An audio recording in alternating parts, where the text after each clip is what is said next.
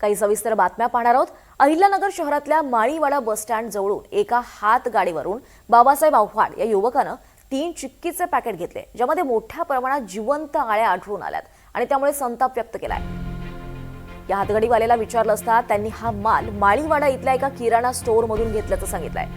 जिल्ह्यात अनेक दुकानांमध्ये आळ्या, बुरशी तसंच मुदत संपलेल्या मालाची विक्री ही मोठ्या प्रमाणात होत असल्याची शक्यता आहे आणि याकडे अन्न आणि औषध प्रशासनाचं दुर्लक्ष होत आहे। त्यामुळे नागरिकांचं आरोग्य धोक्यात येण्याची शक्यताही व्यक्त केली जाते आहे। तरी असा खराब माल विक्री करणाऱ्यांवर कठोर कारवाई करावी अशी मागणी आता जोर धरू लागली आहे। तिकडे पुण्याला 25 टीएमसी पाणी कोटा मंजूर करण्याची मागणी महापौर मंजुषा नागपुरे यांनी केली आहे। जलसंपदा मंत्री विखे पाटलांकडे त्यांनी ही मागणी केली आहे। शहराची भविष्यातली वाढती पाण्याची गरज लक्षात घेऊन अतिरिक्त पाणी कोट्याची मागणी करण्यात आली आहे। खडकवासला, पानशेत, वरसगाव आणि टेमघर धरणातला गाळ तातडीनं काढण्याची मागणी सुद्धा करण्यात आली आहे। 4ही धरणांची जलसाठा क्षमता पुनर्संचयित करायला विशेष मोहीम राबवण्यात आली आहे।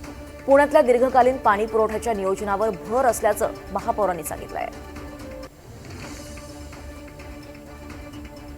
तर पुण्याला अतिरिक्त पाण्याचा कोटा मिळावा अशी मागणी केली आहे। 25 टीएमसी पाणी कोटा मंजूर करा अशी मागणी मंत्री विखे पाटलांकडे महापौर मंजुषा नागपुरे यांनी केली आहे। 4ही धरणांचा जलसाठा क्षमता पुनर्संचयित करण्यासाठी विशेष मोहीम सुद्धा राबवण्यात आली आहे। पुण्यातल्या दीर्घकालीन पाणी पुरवठ्याच्या नियोजनावर भर असल्याचं यावेळी महापौरांनी सांगितलं आहे। पुण्याची परिस्थिती लक्षात घेता अतिरिक्त पाणी कोटा मंजूर व्हावा अशी मागणी महापौर मंजुषा नागपुरे यांनी केली आहे।